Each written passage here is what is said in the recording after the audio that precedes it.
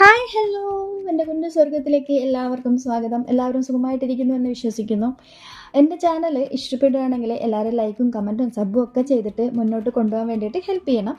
അപ്പോൾ ഇന്നത്തെ എൻ്റെ പരിപാടി എന്ന് വെച്ച് കഴിഞ്ഞാൽ എൻ്റെ യൂഫോർബിയ പ്ലാന്റിനെ ഫുള്ള് കട്ട് ചെയ്ത് മുട്ടയാക്കി നിർത്താമെന്ന് വിചാരിക്കുകയാണ്. കാരണം നല്ല പൂക്കളുള്ള പ്ലാന്റ് തന്നെയാണ്. പക്ഷെ അങ്ങനെ നോക്കി നിന്നാൽ ശരിയാവില്ല. കാരണം ഇത് നീണ്ട് ഒരു വല്ലാത്ത രീതിയിലായി. അപ്പോൾ പൂക്കളൊക്കെ കുറയാനും ഒക്കെ സാധ്യത കൂടുതലാണ്. അപ്പോൾ ഞാൻ വിചാരിച്ചു ഫുള്ള് പ്രൂൺ ചെയ്ത് നിർത്തിയിട്ട് അതിന് പുതിയ ശിഖരങ്ങളൊക്കെ പെട്ടെന്ന് വന്നോളും.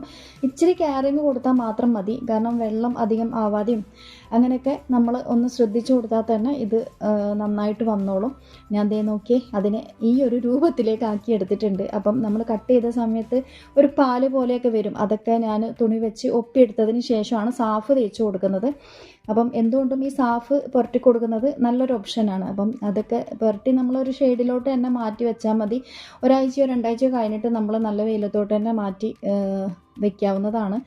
ഈ ഒരു പോട്ടിൽ പ്ലാന്റ് ഞാൻ വെയിലത്തോട്ട് തന്നെ വെക്കും. കാരണം അത് ഞാൻ ഫുള്ളായിട്ട് കട്ട് ചെയ്തിട്ടില്ല, അതിൻ്റെ ശിഖരങ്ങൾ മാത്രം കട്ട് ചെയ്തെടുത്തതാണ്.